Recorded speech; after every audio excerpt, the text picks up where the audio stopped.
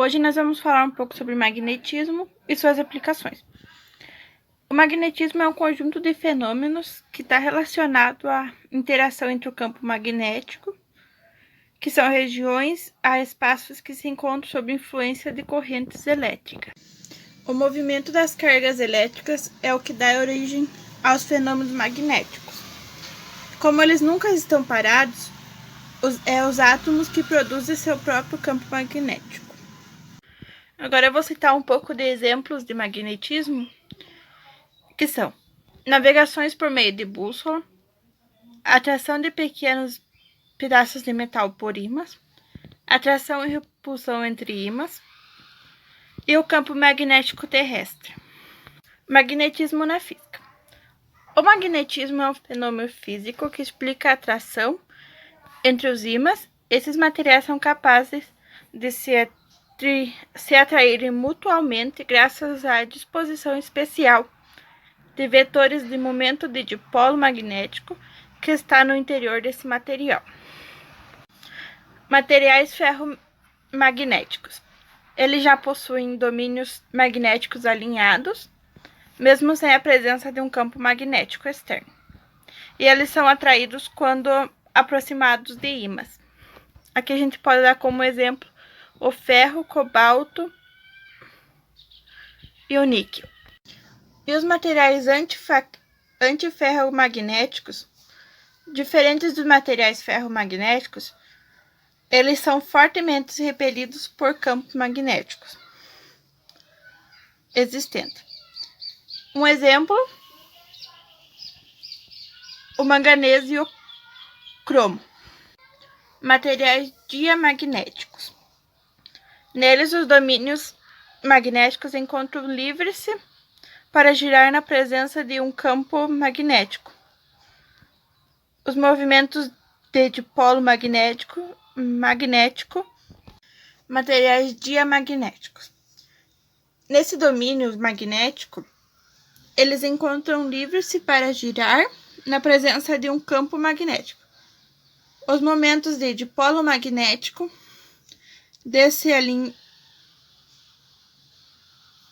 se alinham de forma oposta ao campo magnético externo, portanto, são repelidos por ímãs.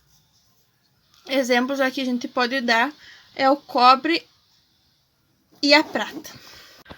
Os materiais paramagnéticos são domínios magnéticos que se encontram desorientados na presença de um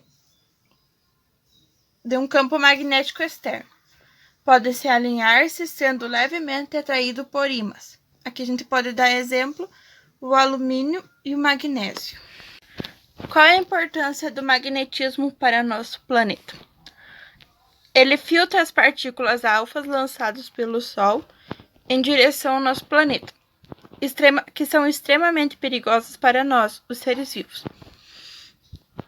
Essas partículas são atraídas para polos magnéticos e dissipadas em forma de luz. As auroras boreais. Claro que vai ter outros motivos da importância, mas esse eu achei o mais interessante. No século XVIII, Franz Anton Mesmer lançou uma teoria que os seres vivos eles eram constituídos por um fluido magnético, que isso permitia que eles fossem influenciados por campos magnéticos. De fato, os seres vivos eles produzem campos magnéticos. A gente tem duas áreas de pesquisa, que é a magnetobiologia, que trata dos efeitos produzidos nos organismos, e também temos o biomagnetismo, que trata da medição dos campos magnéticos produzidos pelos seres vivos. Os campos produzidos por seres vivos são extremamente tênues, então eles ficam entre 10 a menos 9 nanoteslas a 10 a menos 15 femtoteslas. O Tesla ele é uma unidade de medida da indução magnética. Campos magnéticos biológicos têm origem em correntes elétricas que percorrem células ou em materiais magnéticos acumulados em certos órgãos. Na célula nervosa, a corrente elétrica é gerada por variações na permeabilidade da membrana. E no coração, isso ocorre de forma sincronizada. No neuromagnetismo, os dados os dados obtidos sobre o campo magnético cerebrais, eles permitem aplicações, como na pesquisa sobre o funcionamento de órgãos. O biomagnetismo, ele possibilita estudar o batimento cardíaco do feto. E a magnetogastrografia, ela é o campo magnético gerado pela atividade elétrica do estômago. O pulmão e o fígado, eles armazenam partículas magnéticas e podem ser objetos de estudo. Então, pessoas expostas a ambientes insalubres por muito tempo, o pulmão ele pode acumular partículas ferromagnéticas e o depósito de partículas paragmáticas no fígado ocorre em pessoas com talassemia. O primeiro detector de campo magnético foi a bússola, utilizada desde o século XII. Em 1820, Hans Oersted ele descobriu, utilizando uma bússola, a ligação entre fenômenos elétricos e magnéticos.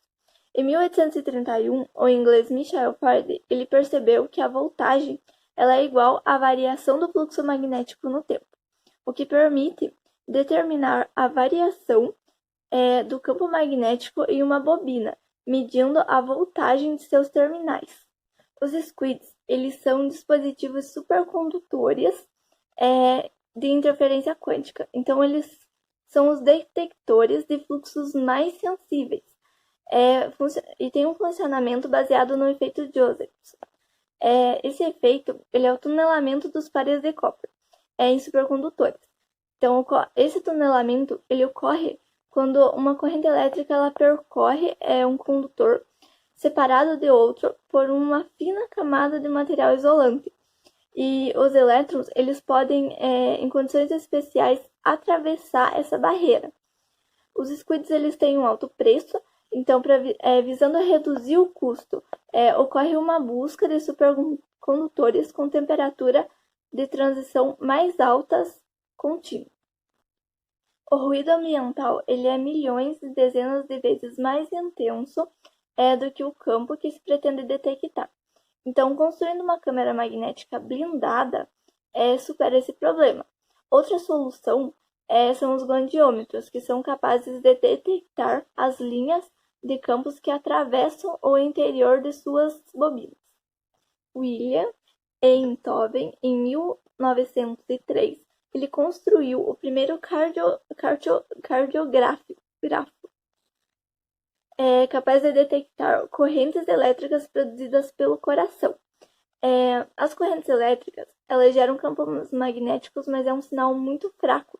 Então, em 1963, foi detectado o primeiro sinal magnético cardíaco, usando um complexo de bobinas capaz de anular o campo terrestre, sem anular ele, só usando a diferença entre sinais.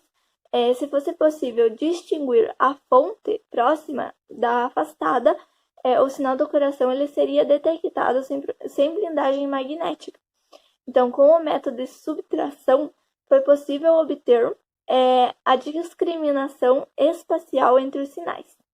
No estudo sobre a arritmia cardíaca, houve localização precisa por magnetocardiografia da trajetória de correntes nos átrios.